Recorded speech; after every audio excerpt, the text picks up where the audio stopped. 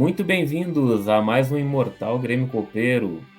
Agora a gente começando o mês de julho aí, né? Terminando o mês de junho e começando o mês de julho, o mês que é confronto Grêmio e Bahia, né? Grêmio e Bahia, só se fala nisso agora aí, tanto na Copa do Brasil, Campeonato Brasileiro, e a gente está recebendo aí o Genaldo, né? Genaldo, torcedor aí, assíduo do Bahia, né? Sócio aí, então vamos conversar com ele aí para saber um pouquinho como é que tá a expectativa aí. Primeiramente, aí, muito obrigado, Genaldo, aí, por participar aí. Agradeço já de antemão aí, para a gente poder ter essa troca aí de conhecimento, para a gente ver o que estão pensando aí também, aí, se ficou fácil esse jogo aí agora na Copa do Brasil pro Bahia, o que estão achando aí desse confronto. Né? O Cruzeiro, quando pegou o Grêmio lá, comemorou, né, cara? Achou que ia ser uma barbada, que ia passar por cima do Grêmio. O Grêmio conseguiu dar uma resposta lá. Vamos ver como é que vai ser esse jogo aí. Bem-vindo aí, Genaldo. Vamos deixar para ti a palavra aí. Agradeço a você, já de antemão, agradecendo a todos os ouvintes e espectadores desse link que nós estamos fazendo, desse bate-papo. Né? Aqui na Bahia estamos ansiosos também. Tivemos as mesmas sinalizações que tu acabou de dizer, acharam que iam tirar fácil o Bahia de fase, mas não conseguiram. Estamos numa outra fase, foi sorteado. Não vou te dizer que gostei do adversário, até mesmo porque nos enfrentamos o ano passado e a gente já sabe como o Grêmio está se formando, já está em segundo lugar no Campeonato Brasileiro, Série A agora. Estamos ainda na parte centro da tabela, de centro para baixo, então não estamos satisfeitos com o resultado do time que está sendo comandado por Renato Paiva aí nesse momento. E estamos aqui, vamos discutir, vamos falar dos jogos. Temos 2 jogos em sequência, dia 1º e dia 5, como tu falou, julho é o mês do jogo Bahia e Grêmio. Seremos três espetáculos que nós já sabemos que nós podemos fazer neste momento no Brasileirão, e na Copa do Brasil 2 jogaços. Né? Estou esperando exatamente isso. Eu também tô esperando uns confrontos bem parelhos, né? Já na Série B do ano passado, né? Os 2 times mudaram muito de lá para cá, né? Mas foi jogos bem equilibrados, né? Foram jogos. Na Fonte Nova, quanto aqui em Salvador, eu fui no jogo passado, vamos chamar de jogo passado, né? Mas já tem um ano praticamente. Bahia e Grêmio aqui em Salvador. Então, foram jogos, o jogo daqui, então, foi com atenção do início ao fim. A gente fez gol logo no início e tivemos que segurar o placar até quase o finalzinho, então já gerou uma tensãozinha um pouco maior. Né? O jogo de sábado, por exemplo, os 2 jogos iniciais são aqui em território baiano, né? Expectativa de Fonte Nova lotada. A gente, como novidade, não sei se vocês estão acompanhando as novidades daqui, o estádio da Fonte Nova está retirando uma parcela das cadeiras, dos assentos, para que se aumente a capacidade do estádio. O Bahia já é um time que se estruturou via marketing. Acredito que o Sul está vendo isso também. Então, está vendo, por exemplo, nós temos 30 mil sócios. E dos 30 mil sócios, 22, 23 é a média de público, vamos dizer assim, por jogo. Então, já ficava uma carga de ingresso muito pequena para venda livre. Então, isso fez com que o governo do estado liberasse a retirada das cadeiras de 2 setores, por enquanto. Então, é bem possível que uma carga de ingresso extra já possa vir a ser vendida a partir desse jogo, segundo informações que eu tive daqui já. Mas a mobilização toda aí pro jogo, tá mais focado no jogo agora do próximo final de semana aí, que o Bahia precisa também retomar ali uma sequência boa no Brasileiro, né, para poder subir na tabela e ter um ano mais tranquilo ali, se afastando cada vez mais dessa zona de abaixamento, ou estamos voltados lá já para o meio da semana que vem aí para a gente poder já abrir essas quartas de finais da Copa do Brasil aí com uma vantagem já para poder vir mais tranquilo para Porto Alegre? Eu estou vendo a movimentação por igual, Diego. Aqui, por exemplo, como eu te disse no início, eu faço parte da Embaixada Tricolor. Eu sou morador da Bahia, vamos dizer assim, numa cidade chamada Alagoinhas, não é? E nós temos a embaixada, nós temos caravanas para os jogos, e as duas caravanas estão em pleno andamento. Nós normalmente saímos daqui da cidade com 2, 3 ônibus e em direção à Fonte Nova, vai e volta, é o que a gente chama de bate e volta aqui. Então a gente vai para o estádio, no mesmo dia a gente retorna, porque todo mundo trabalha, todo mundo mora na cidade, então a maioria de nós não tem esse... Por exemplo, o jogo de sábado, alguns já vão antes, porque tem um final de semana para passar em Salvador, que é a cidade, uma das cidades mais bonitas do país, não é? Então, querendo ou não, nós gostamos de participar assim, desta forma.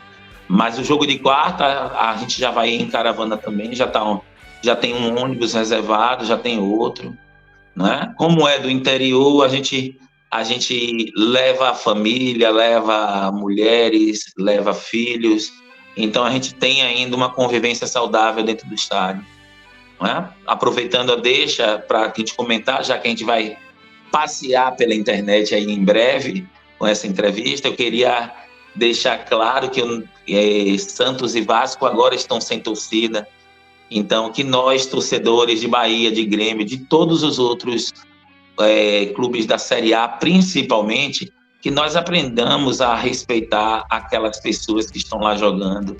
São seres humanos como nós, precisam de respeito, precisa reclamar sim, mas toda reclamação sem violência é justa, e principalmente no quesito esporte, certo? Então, a Santos e Vasco fica muito feio um jogo como Santos e Flamengo sem público, não é? Então, fique o exemplo para que nenhum de nós possa também cometer os mesmos tipos de erro, não é? Quanto ao nosso jogo, em específico, Bahia e Grêmio, eu acho que o público maior será no jogo do sábado, até mesmo por questão do horário, não é? O horário do jogo da gente na quarta-feira é à noite, não é? Ficou até no horário dos dois horários possíveis, ficou no horário que não é tão ruim assim, não. Mas mesmo assim, o jogo à noite, aí pense aí, acabar o jogo bem tarde, retornar para nossa casa e aí trabalhar no outro dia, não é para todo mundo, é para todo mundo. Principalmente para vocês que são mais distantes, né? Não, a gente demora 1h30 depois que acaba o jogo, aí você imagina. A crescer, vamos aproximar para 2 horas, depois do final da partida, o horário que a gente chega em casa, aí conta mais meia hora para tentar dormir, a depender do resultado, não é? Normalmente a gente volta mais satisfeitos, porque os jogos do Bahia em casa começou não dando tanto certo, não é? Alguns empates vieram, 2 derrotas chegaram até a gente em casa, mas não costuma ser assim. Aí a gente já vem um pouco mais alegrinho, mas mesmo assim estamos juntos com o Bahia, sempre querendo que ele cresça mais e mais. Pois é, nessa questão agora do crescimento do Bahia, né? A gente vem, na verdade, né? Grêmio, Bahia, Vasco e o Grêmio, Bahia, Vasco, Cruzeiro, a gente vem de uma Série B que os 4 eram, acho que junto com o Sport ali, os candidatos a subirem, né? O Sport acabou ficando um pouco para trás ali, eu acho que ele acabou em sexto ou sétimo a Série B ano passado. Mas os 4 ali sobraram, né? Durante a competição. Chegaram ali, o Vasco chegou mais atrapalhado na última rodada, mas ainda conseguiu a vitória ainda, e o Bahia acabou ficando em quarto. O Bahia que estava bem ali, acabou ficando em quarto ainda, né? Ou terceiro, agora eu não me recordo como é que foi na Série B. Foi terceiro, ano passado terceiro. Terceiro, ficou o Vasco em quarto, então. Né? Foi o Vasco então, em quarto. Isso, então, desses 4 que subiram, né, a gente falando em crescimento de clube, investimentos, né, O Bahia acabou fazendo lá a questão entrando no grupo City lá, né, também. Então, pensando já no futuro aí, na questão de investimentos no futebol, na estrutura, pensando em tudo no clube, em prol do clube ali. O Cruzeiro também fez isso com o Ronaldo, né? Também pegou esse investimento para poder dar sequência ali no futebol. O Cruzeiro fez isso mais na obrigação, porque tinha muita dívida, tinha muitos problemas financeiros, está tentando se estabilizar ainda. Né? Foram 3 anos de Série B, então é mais complicado para o Cruzeiro. E o Vasco também aí começou com a 777 lá, né? E tá penando bastante ali para conseguir montar um time. Não é só questão de dinheiro, é questão de saber investir, né? Não adianta só ter o dinheiro. Como é que o pessoal aí do Bahia tá vendo essa questão de investimento? Né? O Grêmio, dos 4 que subiram, foi o único que acabou não fazendo não entrando em SAFs ainda, né? A gente não sabe quanto tempo vai demorar para isso se firmar no Brasil e todos entrarem com SAF, né? Mas o Grêmio acabou conseguindo os investidores aí, acabou trazendo o Soares, que, querendo ou não, fez com que o Grêmio chegasse à margem de 100 mil sócios, né? Então, é muita coisa que traz um investimento, né? O que espera aí o Bahia com o investimento que está fazendo aí com essa nova SAF? Aqui nós, torcedores, fomos favoráveis à introdução da SAF. Foi praticamente 90% de aprovação na eleição que teve. Foi feita uma eleição para saber se os sócios estavam de acordo com o estatuto criado pela SAF. Tudo que está sendo desempenhado por eles está debaixo dos nossos olhos, não é? Hoje em dia, depois das contratações que foram feitas, algumas encheram nossos olhos assim, com a expectativa de estar dando certo, não é? Mas hoje em dia a gente não está 100% de acordo, não é? Houveram situações onde a gente poderia ter buscado jogadores em outras posições. A gente, torcedor, vou falar como torcedor mesmo. Eu, como torcedor, eu veria necessidade de contratação em outras áreas do campo, vamos dizer assim, em outras regiões do campo. A gente tem um matador, não está em boa fase, mas a gente não pode ter apenas um, não pode ter só Everaldo no time. Então a gente tem todo esse avanço para fazer. Digo aqui que compreendo que ninguém vai investir sem pensar em retorno. Então os investimentos, a meu ver, estão com o objetivo para 2024 ainda. Então é uma reestruturação, né? Dentro dessa reestruturação, graças a Deus, o Bahia tem dado sorte também nos jogos, até mesmo porque não tem feito partidas horríveis, né? A gente fez a última agora, a parte do Fluminense, depois que a gente tomou o gol, que acabou e virou o segundo tempo, o Bahia ficou dormindo, ficou no vestiário, como a gente brincou, dentro do grupo da nossa embaixada, parecendo que o Bahia ficou lá dentro do vestiário e só voltou o Fluminense. Então, são coisas que a gente tem que dar tempo ao tempo. Se você me perguntar como torcedor o que é que eu acho sobre a SAF, repito o meu posicionamento e o meu voto como sócio torcedor do clube. Eu votei favorável à SAF. A gente passava, como clube, muita dificuldade para contratação e para manter salários e em dias, essas coisas. A gente não é um clube... A gente costuma se achar dentro do mundo como o maior do Nordeste, mas em alguns momentos da nossa fase, devido a queda, a 2 quedas seguidas que a gente teve, a gente caiu para B, depois caiu para C, depois subiu novamente. Então, essas 2 quedas fizeram com que os investimentos em termos de atletas não fossem os que a gente estava esperando, não é? Dessa vez, por exemplo, quando saiu a nota do investimento feito pelo City, a gente dizia, olha, já saiu, outros estão demorando a vir, Gilberto mesmo tá uma dificuldade, o Benfica não quer liberar de jeito nenhum. Então a gente já esperava ele com bons olhos. Espero ainda, né? Não houve, não bateu o martelo final ainda, ele não foi para nenhum outro clube, né? Já é diferente um pouco de Marinho. Marinho, por exemplo, foi indicado para vir para o nosso clube, já seria contra. Eu não queria Marinho no clube do Bahia. Não só porque ele já jogou no Vitória, né? A ligação dele com Vitória é muito forte, né? Ele, como ele relatou essa ligação muito forte, para mim já não era mais favorável ele estar aqui conosco. Gilberto, que hoje em dia está no Cruzeiro, até para mim seria mais significativo do que ele. Até pela questão do sentimento. Gilberto, agora mesmo, no jogo aqui em Salvador, foi homenageado pela torcida, foi pageado por jornalistas, se emocionou várias vezes ainda no intuito de cumprir o que ele disse, que queria encerrar a carreira dele no clube do Bahia. Então, ele seria bem-vindo. Gilberto será um bom retorno. Não sei se mais vale o investimento neste momento, porque como ele não está em boa fase, a gente precisa de atletas que venham já voando para essa fase onde a gente está passando, né? Eu sei que é rápido, a gente está com 12 pontos, com 3 vitórias a gente vai para 21, entendeu?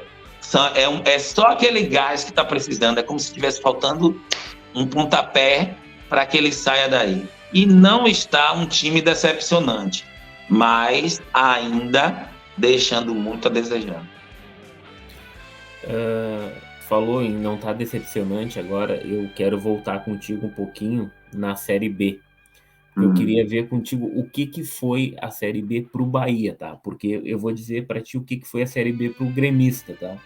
Foi um pavor.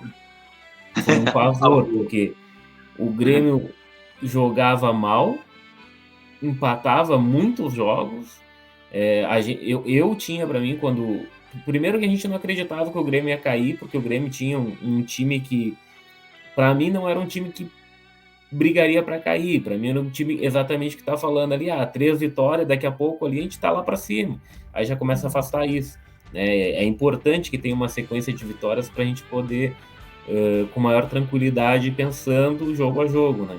Aí passa 3, 4 rodadas que as vitórias não vêm, a gente começa a ficar bem, começa a ficar bem esquisito as coisas na volta. Na Série B foi muito complicado, era horrível ver os jogos do Grêmio, o Grêmio apático em campo, o Grêmio não conseguia produzir nada, o Grêmio não tinha uma jogada ensaiada, o Grêmio não tinha... E eu lembro de ver alguns jogos do Bahia, que o Bahia mostrava um bom futebol. Vi até jogo fora que o Bahia ganhou, agora eu não vou me recordar, assim, o Bahia vem bem, vai subir tranquilo. Daqui a pouquinho jogava em casa e perdia ou empatava em casa uns jogos que a gente achava que seriam fáceis, né? Então, eu acho que os dois times foram muito regulares, assim, na Série B, nesse regular para baixo, assim, né? Nesses casos, né? Poderia ter garantido com muito maior tranquilidade o acesso. Diego, eu vi também bem parecido com você, o time do Bahia. Esses sustos já são marca registrada. Quem é torcedor do Bahia sabe que se não for com sofrimento, não é Bahia, né? A última Série B, a que nós enfrentamos e subimos juntos agora no ano 2022, eu achei que você ainda achou que talvez não desse, como você citou aí. Eu não. O Bahia nunca saiu do G4. Em nenhuma rodada o Bahia saiu do G4. De todas as 38 nós estivemos sempre entre os 4. Algumas no primeiro lugar, outras a gente ficou trocando de posição sempre no primeiro lugar aí. E no gás final, que aí é o que já a sina do Bahia, ele deu uma relaxada e perdeu vários jogos, tanto dentro quanto fora de casa, onde não podia ter perdido. A gente perdendo para os últimos colocados, a gente ia perdendo para quem já tinha perdido 4 vezes seguidas. Então, decepcionou nesse sentido, como eu te disse, o verbo nesse instante. Então, o Bahia ele tem esse costume de nos deixar aflitos, né? Queria muito dizer para você que eu queria outra Série B. Não quero nem pensar em Série B mais de novo, não é? Quero e prefiro pensar agora na Série A, que ele avance o que tem que avançar, que ele jogue num padrão constante, que ele não seja por igual, até mesmo porque a gente tem 4 rodadas, falando de Série A mesmo, falando da Série A mesmo agora, que nós não podemos repetir o time que se diz oficial, o time titular, né? A gente não pôde repetir por lesões, Jacaré lesionado, Viola lesionado, aí a gente teve outras posições que estavam como titulares, que tiveram que nos abandonar um pouco do time. Agora a gente tínhamos 3 goleiros, agora a gente já tem um goleiro que só vai voltar a estar apto no mês de agosto, entendeu? Foi jogando? Foi, é exatamente isso que eu estou lhe dizendo. E se a gente aprender a fazer as contratações corretas, que essa é a minha questão com a gestão atual, a gente chega lá, vai dar para chegar lá. A gente não está tão diferente de times como os que estão entre os 4 primeiros, não. Botafogo, por exemplo, eu não vejo muita coisa. Eu vejo um time que está jogando equilibrado, mas ainda é um time que, se você observar peça por peça, ainda não é o melhor que nós poderíamos ter, não é? Ou a mesma coisa, a gente tem times que têm peças de mais nome que não estão trabalhando nem funcionando de maneira correta até agora.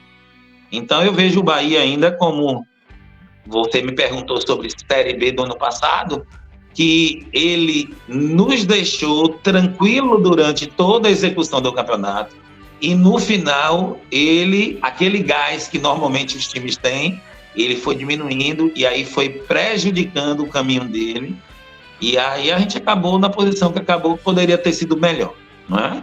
Hoje em dia, a gente estava em busca do equilíbrio, não é? Ainda não chegou.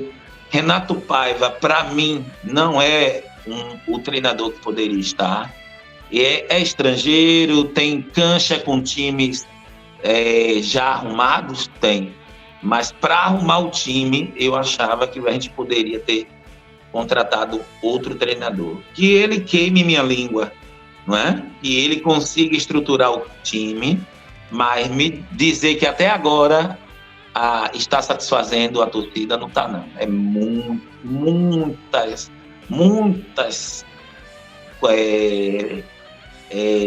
opiniões contrárias a Renato Paiva.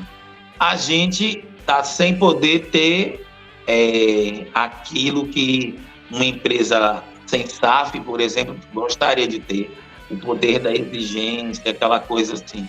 Mas, por outro lado, eu também era contra aquela coisa de perdeu 2 vezes, troca o treinador, que é o treinador que não presta. Né? Eu vejo vários jogos do Bahia, onde a gente passou 10 dias sem jogar com o Palmeiras, antes do jogo com o Palmeiras, e eu achava que ele poderia ter vindo com mais situações de treino, jogadas ensaiadas, como você citou, não é? Cobrança de falta, que a gente está em falta em todos os times, ninguém bate uma falta mais com qualidade, não é? Antigamente, volto a falar de um ídolo que é nacional, né? Não é só da torcida do Flamengo, mas Zico, por exemplo, é um exímio cobrador de falta, não é? Ele ia cobrar falta, a gente já tremia do lado de cá, não é? Eu tenho 47 anos, eu vi Zico jogar. Então, algumas finalizações, uma cobrança de Zico era meio gol, como a gente já dizia. Tinha que botar 4 mil na barreira, se pudesse ter, e olhe lá, e os 4 mil pulando ainda. Era um exímio cobrador. Hoje a gente não tem nenhum, nem na seleção brasileira, que, aproveitando que eu falei, para mim não é brasileira aquela seleção. A seleção que até o último jogo contra Senegal aí mostrou que não tem, o sangue está circulando em veias fora do corpo, em vez de estar dentro do corpo. Tanto que eles estão procurando ainda agora um técnico estrangeiro, né? Se o técnico bem analisar, ele não vai vir, não. A gente está com uma seleção brasileira que é mais o patrocinador que manda. Então, fica difícil alguém comandar onde o patrocinador que manda. Não é o melhor que está ali, não é o melhor. Já que ele queria fazer uma homenagem nesses 2 últimos jogos, poderiam ter feito uma seleção entre os jogadores daqui mesmo do próprio país. Trazia Vinícius Júnior, que era o objeto para poder dizer que o mundo não é preconceituoso, e na realidade o mundo é preconceituoso. É bem complicado reverter essa situação, porque não é só no país onde Vini Júnior joga, é em todo o mundo que a gente tem essas situações, e aí fica complicado. Trazia ele, fazia o merchan, botava lá o merchan da camisa preta, da camisa toda diferenciada, para vender mais, que a gente pode entender assim, não é? Vai vir uma camisa preta, ninguém tem, todo mundo vai querer, então tome-lhe marketing no negócio. E uma seleção, eu vou dizer, comprada, né? Na realidade, ali todo mundo veio porque o empresário mandou. Não concordo. Prefiro até falar de Bahia e Grêmio de volta. Não, eu entendo essa sua questão que tu falou agora ali. A gente tem uma discussão muito grande aqui, tá? Aqui no Sul, aqui, porque o Grêmio ficou taxado por uma situação de racismo, né? Que aconteceu, né? E foram identificadas algumas pessoas, né? E nesse mesmo caso, o Grêmio foi punido com a exclusão na Copa do Brasil, né? Daquele ano, não recordo agora o ano, foi 2013, não recordo. E o Grêmio tinha jogado o primeiro jogo contra o Santos, teve o caso, o Grêmio foi punido e foi excluído do campeonato. Naquele momento, eu lembro de concordar com o julgamento do Grêmio ser excluído, mas eu também gostaria que isso acontecesse depois com todos os outros clubes que tivessem envolvimento no caso. Com situações iguais, né? Porque não foi o primeiro. Exatamente. Como isso não aconteceu, eu acho que foi apenas não teve vencedores naquele caso, né? O Aranha perdeu ali porque teve todo um problema psicológico, todo um problema que atinge, né, a pessoa que é envolvida por um racismo, né, e a torcida do Grêmio ficou conhecida como uma torcida racista, né, porque o Grêmio ficou no geral a torcida toda, né? Exatamente, né, e daí fica aquela mancha no time, né. Sempre quando for olhar na história da Copa do Brasil, o Grêmio é um dos maiores vencedores. Teve uma eliminação por esse caso. Com o Cruzeiro ali, o Grêmio é um dos maiores vencedores. Aí tu vai olhar lá e tem um asterisco dizendo que o Grêmio foi retirado aquele ano da competição, eliminado porque foi por causa de atos racistas, né? E esse asterisco... Esse caso que está registrado lá vai virar exemplo, né? Exatamente. E digamos, como você falou, poderia ter virado exemplo. Poderia e deveria. Poderia até ter virado exemplo. Se teve testemunha, teve tudo. E hoje em dia a gente vai em tudo que é lugar. Né? Tem câmera em tudo que é lugar. Então alguém tem uma prova sobre aquilo que é esse tipo de situação. 9 entre 10 pessoas está com a câmera ligada dentro do jogo. Né? Seja ela para acender uma lanterna na hora de uma comemoração, ou seja, para filmar o gol, para registrar o gol e postar na sua rede social que você estava presente. Então, a gente tem muita coisa que pode provar, pode usar como prova hoje em dia. Né? E concordo com você, deveria ser um exemplo, não ter sido uma punição única, porque nenhum outro fez, nenhum outro time teve a mesma penalidade. Né? E são vários casos, não é só a gente está falando de time de Série A, time de Série B, Série C, time feminino que teve no mesmo dia que o Vinícius Júnior esteve com as meninas, um time, eu não lembro mais qual foi o jogo, mas o jogo ainda do Campeonato Brasileiro teve vamos chamar assim, um grito de macaca dentro do estádio. Então, querendo ou não, eu sei ainda que o futebol feminino ainda é menos valorizado ainda do que o masculino. Muito menos. Mas já poderia vir daí, não é? Ontem, no momento da convocação, eu fui me atentar que o time do Corinthians jogou, né, com o time e também jogou sem estádio, o time do Santos, não é? Jogou sem torcedor, exatamente. As mulheres ainda pagaram pelo erro dos homens ainda. Exatamente. Da torcida mista, né? Porque o futebol masculino é torcida mista agora, hoje em dia. E aí levou pro feminino, as meninas também perderam o público. Exatamente. Muita coisa. Acerca desse tema, a gente poderia comentar a tarde toda. Com certeza. A tarde toda. Casos passados, casos reais, não é? Algumas sinalizações até de gente que hoje em dia é expoente na narração e na parte de comentarista, de ser comentarista de futebol, que perdeu isso aí, não é? Tem várias. E se puxar os vídeos anteriores, vão ver, né? Mas hoje em dia a gente está com esse caso aí. Espero também que diminua, porque todos somos iguais, não é? É uma coisa que isso já deveria estar claro para todo mundo, mas não é para todo mundo que isso acontece, que isso procede. E vamos que vamos. Isso aí. Genaldo, eu vou mais uma vez te agradecer aqui e eu vou pedir para ti aí o que tu tá achando aí do próximo jogo, né? Qual o teu placar aí, o que tu acha que vai dar aí em Bahia e Grêmio, né? Porque aí os dois primeiros são aí, Bahia e Grêmio, então o que tu tá achando, o que tu tá esperando, qual o teu placar aí para os próximos jogos? Espero que a gente retorne para o triunfo, né? A gente ganhou do Palmeiras, depois a gente conseguiu perder do Fluminense naquele jogo. Nesses dois próximos jogos aí, eu espero o triunfo do meu time.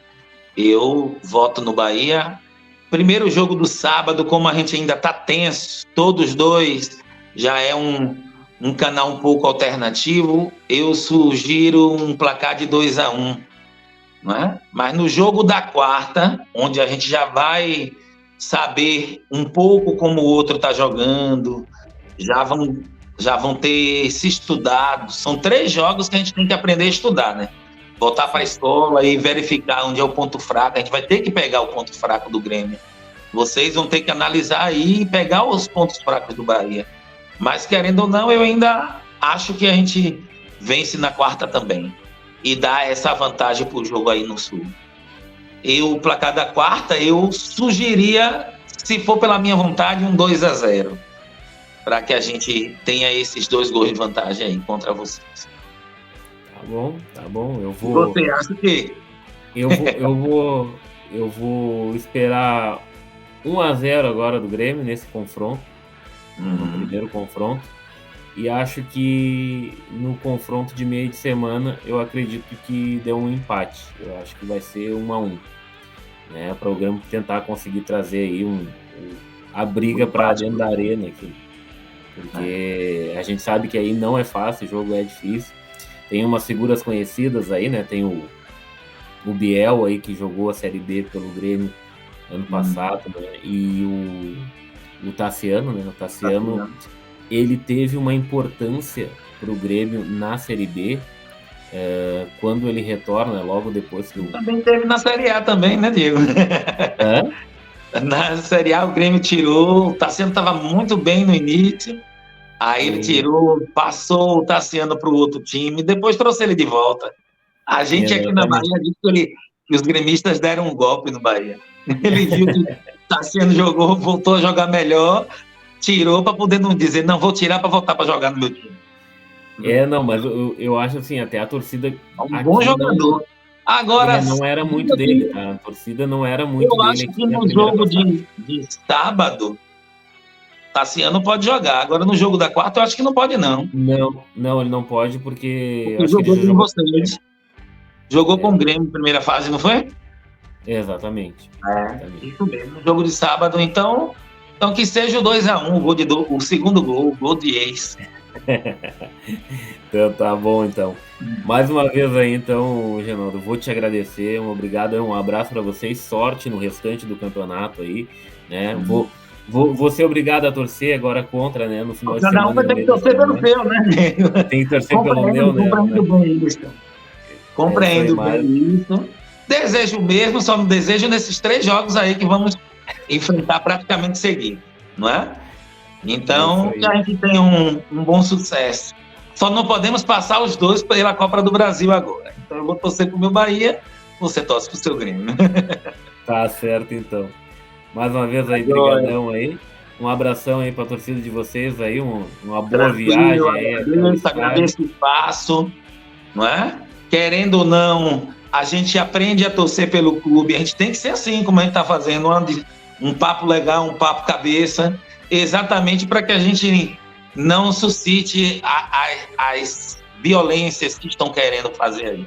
Então, que o Grêmio venha, faça seu jogo, que o Bahia saiba superar e que um saiba superar a derrota do outro, não é? Querendo ou não, a gente não sabe placar, então a gente pode e imagina que a gente saiba superar as coisas.